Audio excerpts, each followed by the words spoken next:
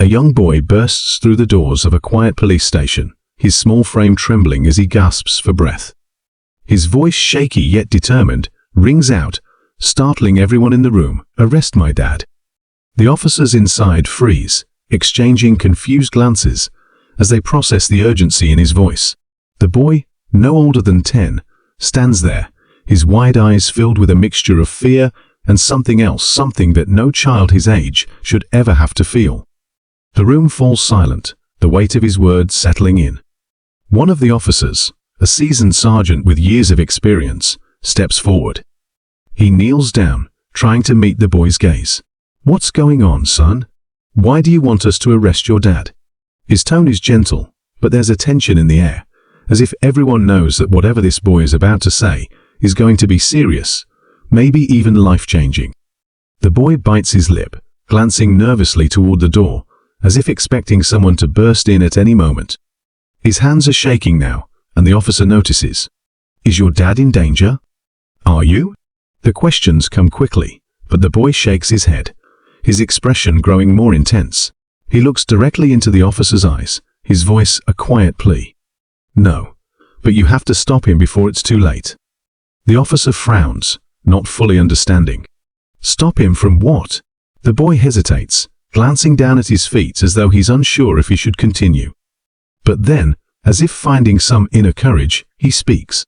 "My dad, he's not who you think he is. He's going to do something really bad. I don't want anyone to get hurt." His voice cracks, and his small hands ball into fists, a mix of fear and frustration taking over.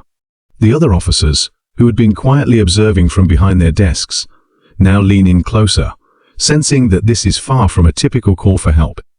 There's something deeply unsettling in the way the boy talks, in the way his face pales as he mentions his father. The sergeant takes a deep breath, realizing this is no ordinary situation. He's seen a lot in his career, but a child walking into a police station asking for his own father to be arrested, there's something different about this. Something darker. "Listen, son," the officer says carefully, trying to keep his voice steady. "We need to know exactly what's happening, so we can help. Is your dad hurting someone? Is someone in your family in danger?" The boy shakes his head again, this time more forcefully. "No, not yet. But he's going to. He told me. He told me everything, and I don't know who else to tell." His voice rises with each word, and now it's clear that he's holding back tears. Okay, the officer says, holding up his hands in a calming gesture. "You're doing the right thing by coming here. We just need a little more information to help. What did your dad say?" The boy's lip trembles, and for a moment it looks like he might not answer. But then he takes a deep breath, wiping his eyes with the back of his hand. He said he's going to hurt someone because of what they did to us. He blames them, and I know he's going to do something bad. I heard him talking on the phone. He doesn't think I know, but I heard everything." His voice trails off, leaving the room thick with tension. The officers are silent for a moment, digesting the boy's words. There's a deep undercurrent of something much bigger at play, something that could change everything. The sergeant looks at the boy again, this time with a new level of seriousness. "You did the right thing coming here, kid. We'll look into it. But first, we need to know who he's planning to hurt." The boy's eyes well up again, and he swallows hard before answering. His voice is barely above a whisper, but it cuts through the air like a knife. "It's not just one person. It's a lot of people.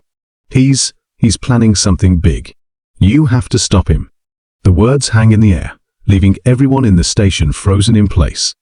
The sergeant stands up slowly, exchanging a look with his fellow officers. This wasn't just a family matter. It was potentially something much more dangerous, something that needed to be dealt with immediately. As the boy stands there, looking small and vulnerable in the middle of the station, the weight of what he's just revealed begins to settle in. His father, the man he loves, the man who's supposed to protect him, is planning something terrible. And now it's up to him, a child, to stop it before anyone gets hurt. The sergeant turns back to the boy, his expression grim but determined. "We're going to help you. But we need to know everything you heard. Can you tell us?" The boy nods, wiping his eyes again. "I'll tell you everything. Just promise me no one will get hurt." The officer's heart aches as he looks at the boy. "We'll do everything we can," he says softly, though he knows deep down that this situation is far more complicated than a simple promise could fix. As the officers spring into action, gathering details and preparing to investigate, the boy's words echo in the sergeant's mind. He's planning something big. The sergeant knows they have to act fast, but there's still so much they don't know. And with every passing minute, the danger seems to grow. The boy sits quietly in the corner of the room now, his face pale and drained from the weight of his confession. He's done what he can to stop his father, but whether they'll be able to prevent the looming threat remains to be seen. There's a storm brewing, one that could change everything in their small town. And at the center of it all is a scared little boy trying to protect the world from the man who raised him. What exactly is his father planning? And can the police stop it before it's too late? The sergeant could feel the weight of the situation settling on his shoulders. As he glanced at the other officers, he could see the same concern reflected in their eyes. None of them had expected their day to turn into something so serious, and now it was a race against time. They had a scared boy sitting in their station, begging for help, and a vague but alarming warning about his father's dangerous plans. The stakes were higher than anyone had anticipated. The sergeant motioned for the boy to follow him to a quieter part of the station, away from the hustle and bustle of the main floor. He led the boy to a small interview room, a place where they could talk more privately. The boy shuffled inside, still clearly shaken. He sat down in one of the chairs, his legs barely reaching the floor, and nervously fidgeted with his hands. The sergeant sat across from him, taking out a notepad. "Okay, buddy," the sergeant began, trying to keep his voice calm and reassuring. "We're going to help you, but we need to know everything. Can you start from the beginning? Tell me about your dad. What has he been doing?" The boy hesitated for a moment, his eyes darting to the door, as if he expected someone to come in and stop him from talking. He finally took a deep breath and started to speak, his voice low. "My dad, he's always been different. He's been really angry lately. Not just at me or my mom, but at everyone. He says things about how people don't understand him, how they don't care about what happens to us. I thought he was just mad, you know, like when people get upset. But then I started hearing him talk on the phone with people, strange people." The sergeant's pen moved quickly across the paper, taking down every word. "What did he say on the phone?" he asked, keeping his tone soft but urgent. The boy's hands were still shaking, but he pressed on. He was talking about doing something bad. "I don't know what exactly. But he said that he was tired of waiting for things to change, and that he was going to take matters into his own hands. He said it was time for them to pay for what they did." The sergeant frowned. "Did he say who they are?" The boy shook his head. "No, but I think he means the people in town. He's always complaining about the government, the police, the neighbors. He thinks they're all against us." I didn't want to believe he was serious, but then I heard him talking about a plan, a really bad plan. I think he's going to hurt a lot of people. The air in the room grew heavier as the boy's words settled. The sergeant could sense that they were dealing with something serious, more than just a man who was angry at the world. If what the boy said was true, his father might be planning something dangerous, something that could hurt not just one person, but many. This wasn't just a domestic issue anymore. It was potentially a threat to public safety. "Did your dad mention when he's planning to do this?" the sergeant asked, his voice tense with urgency. The boy nodded slowly. "I think it's soon. He's been acting really weird the past few days, like he's getting ready for something. He's been locking himself in the basement and not letting anyone in. My mom asked him what he was doing, but he just told her to mind her business. She's scared of him too, but she doesn't know what he's planning." The sergeant exchanged a glance with another officer who had quietly entered the room to listen. This was escalating quickly. They didn't have much time. If the boy's father was planning something dangerous, they needed to act fast to prevent it. "Does your dad have any weapons?" the sergeant asked carefully, not wanting to scare the boy, but needing to know the truth. The boy's face grew even paler, and he nodded. "I've seen him with guns. He has a few of them. He keeps them in the basement, hidden behind a bunch of stuff. I think he's been messing with them a lot lately. I'm scared. I don't know what he's going to do." The sergeant felt a chill run down his spine. Guns, a hidden plan, and an angry man with a grudge. This was a dangerous combination. They needed to intervene before this situation spiraled out of control. The sergeant stood up, motioning for the boy to stay seated for a moment. He stepped outside the room to talk with the other officers. "We need to move quickly," he said in a low voice, his tone grave. "This kid's dad is a real threat. He's got weapons, and the boy thinks he's planning something soon. We can't wait around for this to escalate." One of the officers nodded. "I'll put in a request for a warrant. We need to search the house, check the basement, and make sure there's no immediate danger." The sergeant agreed. "We'll need to handle this carefully. We don't want to spook the guy and make him act faster than he's planning. Let's keep this low-key until we know more." As the officers worked quickly to put the plan in motion, the sergeant returned to the room where the boy was waiting. He sat down again, trying to offer a reassuring smile, despite the gravity of the situation. "You did the right thing coming here," he told the boy. "We're going to look into this, and we'll make sure everyone stays safe. But I need you to help us with a few more details." The boy nodded, his eyes filled with a mixture of fear and relief. "Okay, I'll help. I just don't want anyone to get hurt." The sergeant asked the boy more questions, gathering as much information as he could. They needed every piece of the puzzle to stop the boy's father before he could put his plan into action. The boy explained more about the conversations he had overheard, the strange phone calls his father had been making, and the cryptic messages he had seen on his dad's computer. It was clear that this was more than just a frustrated man venting his anger. There was a real tangible threat here. As the conversation continued, the tension in the room grew thicker. Every new detail the boy revealed seemed to raise more questions than answers. Who were these people his father had been talking to? What exactly was the plan? And most importantly, how soon was it going to happen? The sergeant's mind raced as he tried to piece everything together. There was still so much they didn't know, and time was running out. He glanced at the clock, realizing that every minute they spent waiting could bring them closer to disaster. They needed to act, but they couldn't rush in blindly. They needed a plan. As the sergeant gathered the last bits of information from the boy, one of the other officers entered the room with an update. "We've got the warrant," he said quietly. "We're ready to move." The sergeant nodded, his heart pounding. This was it. They were going to the boy's house to confront his father and hopefully prevent whatever terrible plan he had in mind. But the stakes were high, and there was no room for error. One wrong move could set everything in motion faster than they could control. The sergeant turned back to the boy, giving him one last reassuring smile. "You're going to stay here at the station, okay? We'll take care of everything from here. You're safe now." The boy nodded, his eyes wide with both fear and hope. He had done everything he could to stop his father, and now it was up to the police to handle the rest. As the sergeant and the officers prepared to leave, the boy's words echoed in the sergeant's mind. He's going to hurt a lot of people. The sergeant couldn't shake the feeling that time was running out. Whatever the boy's father was planning, they needed to stop it fast. And as they headed toward the house, sirens off and lights low, the weight of what they were about to do pressed down on them all. Would they get there in time? Or was it already too late? Back at the station, the boy sat quietly, staring at the clock as the minutes ticked by. He had done what he could, but the fear still lingered in his chest. He didn't know what would happen next, but one thing was certain.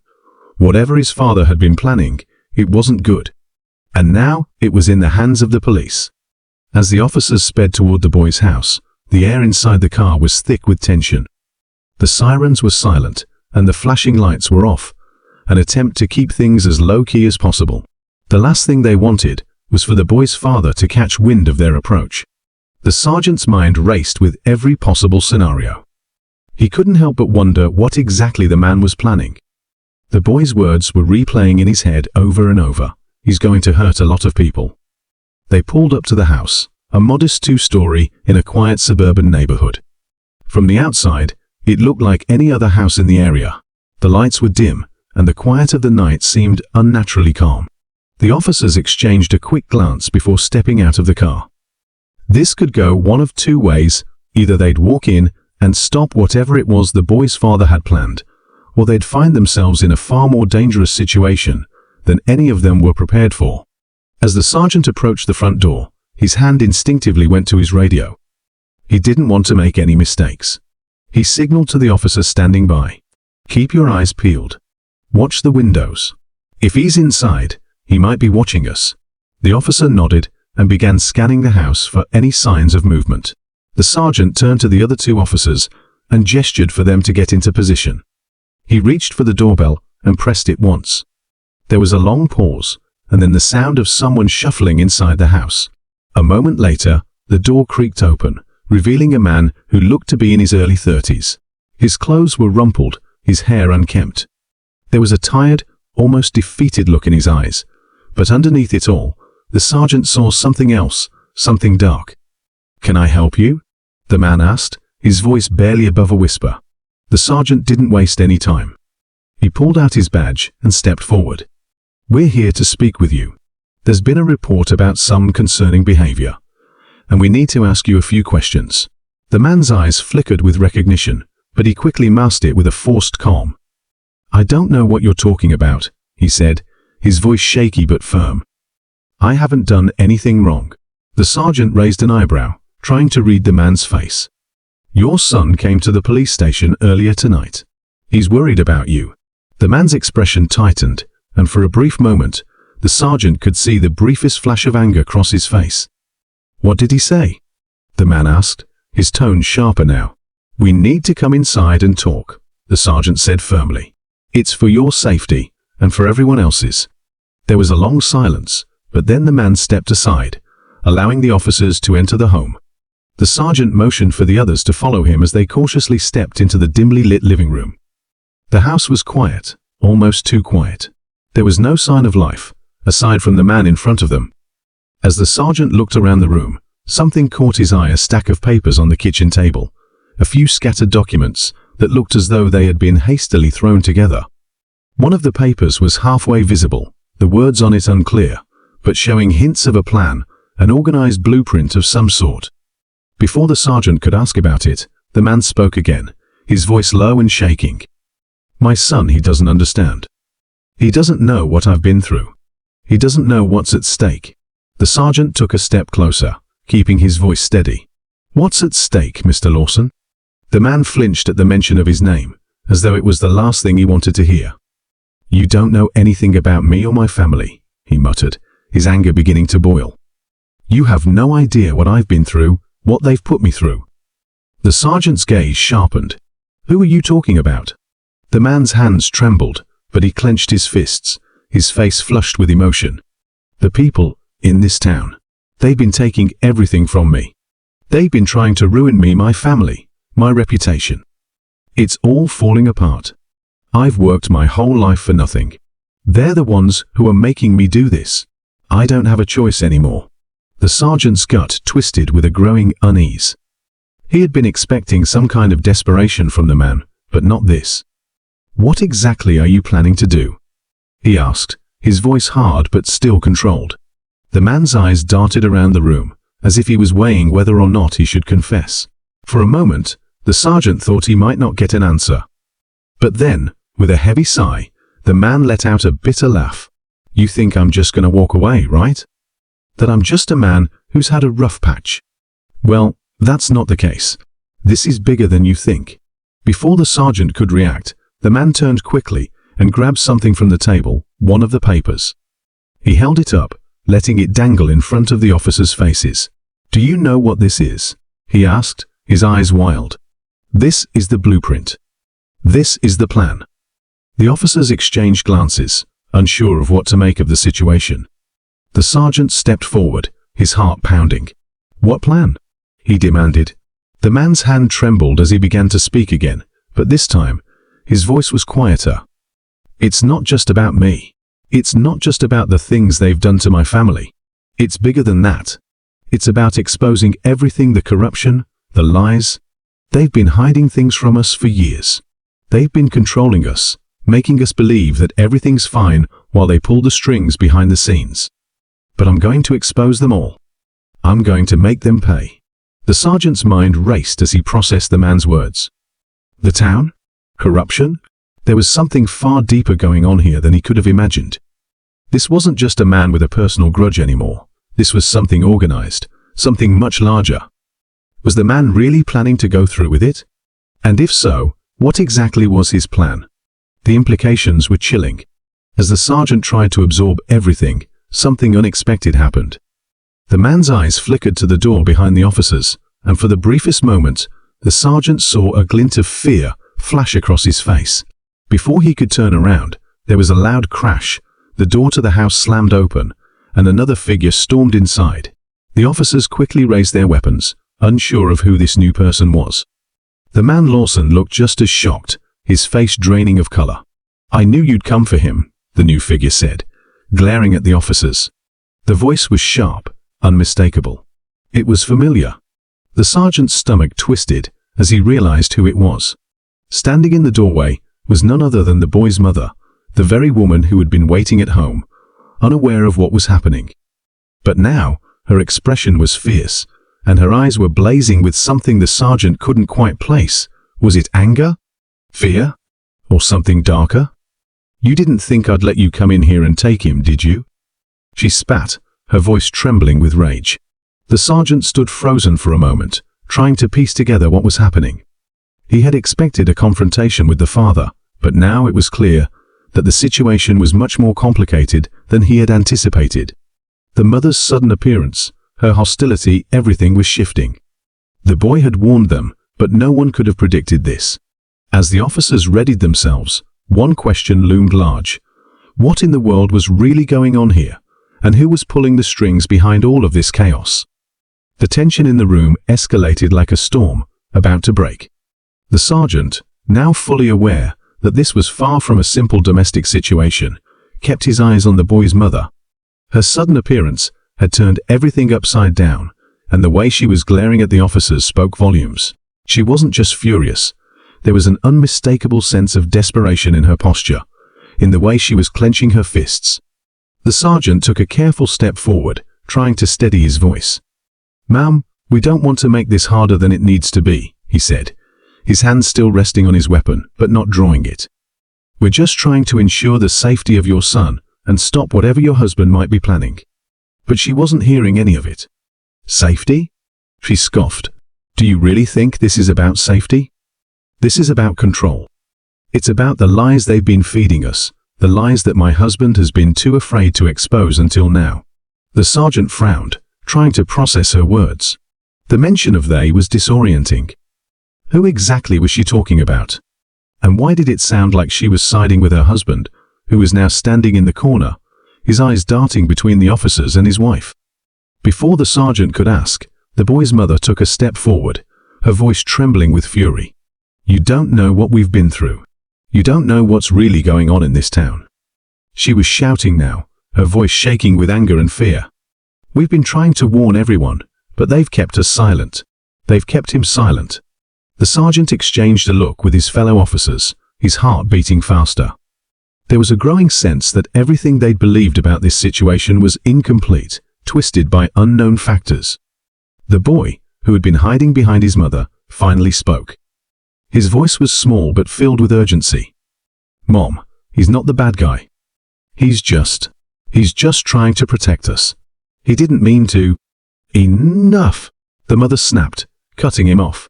Her eyes darted toward her husband, as if she'd suddenly remembered something crucial. "He wasn't supposed to find out. He wasn't supposed to know what we've been planning." The sergeant's mind raced. What were they talking about? What plan?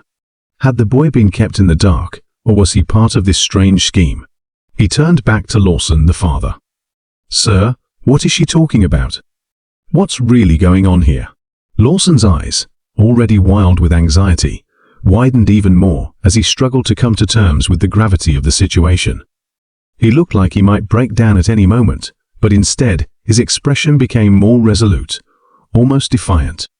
"We had a plan," he said, his voice low. "But it wasn't about hurting people. It was about survival." The sergeant's pulse quickened. "Survival from what?" he asked, though he feared he already knew the answer. The father hesitated, his eyes shifting toward his wife, then back to the sergeant. His voice cracked when he finally spoke. "It wasn't supposed to be like this. We were just trying to keep our son safe. But the system, it's broken. We couldn't trust anyone anymore. Not the government, not the schools, not even the neighbors. Everyone's been bought off. We were going to leave, but now they know we know. The sergeant's heart sank. He was beginning to piece together the fragmented narrative, but it made less and less sense the more he heard. "You're talking about some kind of conspiracy," he murmured, his mind racing. "But where does it lead?" Before the father could answer, the mother interrupted again, her voice cutting through the tension like a knife. "It's not just a conspiracy," she said, her eyes wild with the weight of years of fear. "They've been watching us. They've been manipulating us. We were going to expose them, and we still can, but now it's too late. They've already found out we know too much. We were going to leave the town and go somewhere safe, but now they've cornered us." The sergeant was beginning to understand, but there was still one major thing that didn't make sense. If they were planning to leave, why had the boy come to the police station yelling that his father was dangerous? Why had he been so terrified? As the sergeant pieced together the fragmented information, something clicked, a realization that turned his stomach. He looked between the boy, his parents, and the papers on the table. The blueprint. The plans. It wasn't about escaping anymore. It was about what the father had been preparing for. Suddenly, the boy spoke up again, his voice barely above a whisper. "Mom. Dad, what did you do?" There was a long pause, filled only by the distant hum of the air conditioning. The room fell deathly silent. The mother's eyes locked with the boy's, and then she slowly turned back to the sergeant. "We didn't want to hurt anyone," she said, her voice shaking. "But they left us no choice. We found out too much. They've been covering up crimes, running things behind closed doors, making deals that no one knows about. And when we tried to expose it, they threatened us. So we had to make sure they couldn't stop us before we left." The sergeant felt his blood run cold. "What did you do?" The mother's expression faltered, and for a moment, she looked like she might break down. Then, her eyes hardened. "We were going to take everything down with us. We were going to destroy the evidence. The information is hidden in a place they'll never find. But my husband, he went too far." The father shook his head slowly, as if he still couldn't quite believe what had happened. "I didn't mean to hurt anyone. I just wanted to make sure they couldn't come after us." The sergeant's voice was tight with disbelief. "You're telling me you planted explosives? In the town? In the government buildings?" The father looked away, his face crumpling with shame. "I didn't know what else to do. They were going to come for us. They were going to destroy us if we didn't stop them first." At that moment, the sergeant's radio crackled to life, a sharp, urgent voice cutting through the silence. "Sergeant, you need to hear this. We've got reports of a security breach at City Hall. Something's not right." The sergeant's heart skipped a beat. "What do you mean?" He barked into the radio. "Security cameras are down. There's movement in the lower levels. It looks like someone's tampering with the system. We've sent backup, but it's bad, sir." His mind went blank for a moment as he realized the full scope of the situation. The father had confessed he had planted explosives in the town. But the real horror was yet to come. They had planned to take down the corrupt system from within, but now it seemed that their plan was no longer under control. "Get everyone out of the area," the sergeant ordered, his voice sharp. "We need to evacuate the town immediately." As the radio crackled and the officers scrambled into action, the sergeant turned back to the family, his heart sinking. "You two are coming with me," he said, motioning for the boy's parents. "We're going to have to stop this, or it's going to be too late for all of us." But just as they turned to leave, a final twist shattered everything. From behind them, there was the soft click of a door closing, and a voice rang out sharp and clear. "I wouldn't move if I were you." The sergeant spun around, his eyes widening as a new figure stepped into the doorway. It was a man, one of the people the father had mentioned earlier. But this man wasn't an officer. He was far too calm, far too calculated. His eyes were cold, and the smirk on his face said it all. "I'm afraid your time's up," he said softly. "And the truth about everything is about to come out." The sergeant's mind raced, but before he could react, the man stepped forward, pulling a small device from his pocket. The flick of a switch echoed in the room, and the lights went out, plunging them into darkness. And that was when the explosion rocked the town. The deafening roar of the explosion shook the town like a living beast, its force rattling the walls of the police station. The lights flickered out, plunging everyone into an unsettling, suffocating darkness. For a moment, there was silence broken only by the sharp breaths of those caught in the chaos. The kind of silence that makes you question if you've been struck deaf. And then, the ringing began, a high-pitched sound that seemed to carry on forever, making it hard to think, to move, to even breathe. The town was under attack. The explosion had set off a chain reaction that no one could have predicted. The sergeant's heart pounded as he fumbled for his flashlight, his mind racing, trying to put the pieces together. What was this man, this unknown figure who had stepped in just moments before the explosion? And what did he mean by the truth is about to come out? The words echoed in his ears as he scanned the room, trying to make sense of the situation.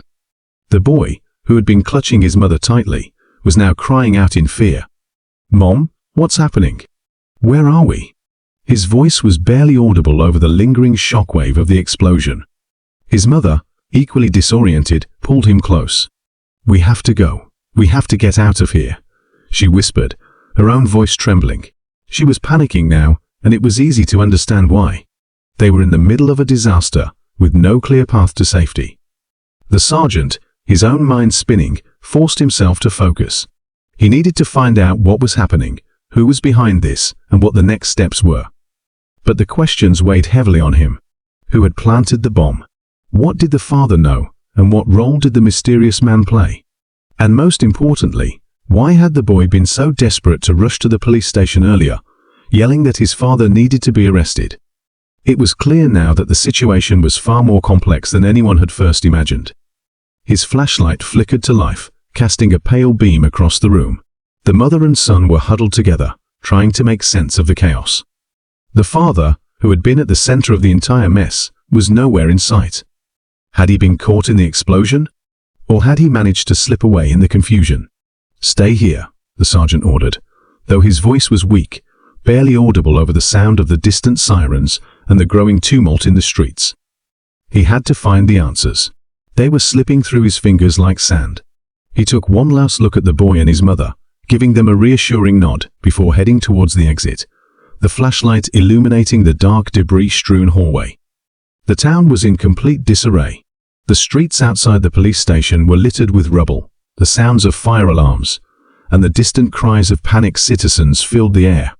The explosion had torn through City Hall, a symbolic landmark of the town, and now the town was under lockdown, as authorities scrambled to control the damage. It wasn't just an attack on the building, it was an attack on the entire system, the very fabric of the community. The sergeant's phone buzzed in his pocket, and he pulled it out, scanning the incoming message. It was a report from his officers, detailing the chaos at City Hall and the aftermath of the explosion. The building had sustained serious structural damage, and there were casualties. But that wasn't the worst of it. It was the list of names. Several key officials from the town's local government were now listed as missing. Names the sergeant recognized, people he'd worked with, trusted. All of them had been in the building when the explosion hit. It wasn't just an attack on a building, it was a direct assault on the town's leadership. But as he continued reading, something stood out. Among the names listed was the very man who had stepped into the room just before the explosion, the man who had warned them all that the truth was about to come out, the man who had said that the town was under attack from within. The sergeant's stomach dropped as the pieces of the puzzle began to fall into place. The explosion wasn't a random act of violence. This was no isolated incident.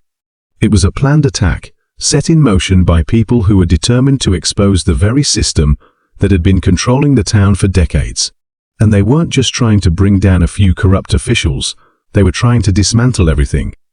It was the truth that had been buried so deep, no one wanted to look. Corruption, lies, secret deals, and betrayals, it had all been hidden in plain sight for years. And now it was finally being brought to light. The sergeant ran back inside the building, his flashlight casting long shadows along the walls. He needed to find the boy's father and get to the bottom of this.